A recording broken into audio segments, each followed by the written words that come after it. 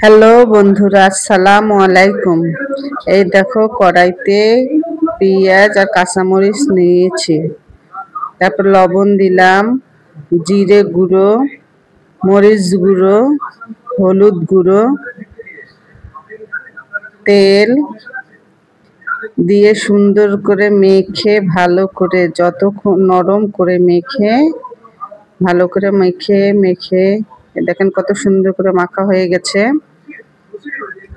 এখন ভালো করে মেখে সুন্দর করে পেঁয়াজ আর মরিচ নরম করে এর মধ্যে এখন মাছ দিয়ে দেব।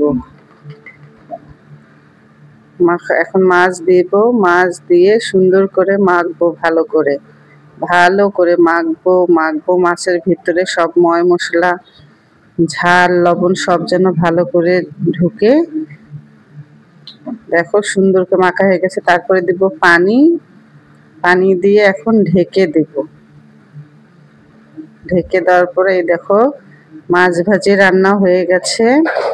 এখন তোমাদেরকে দেখো বাটিতে তুলে দেখাবো। এই দেখো বাটিতে তুলেছি, দেখো কত সুন্দর হয়েছে মাছ ভাজি। আল্লাহ হাফেজ।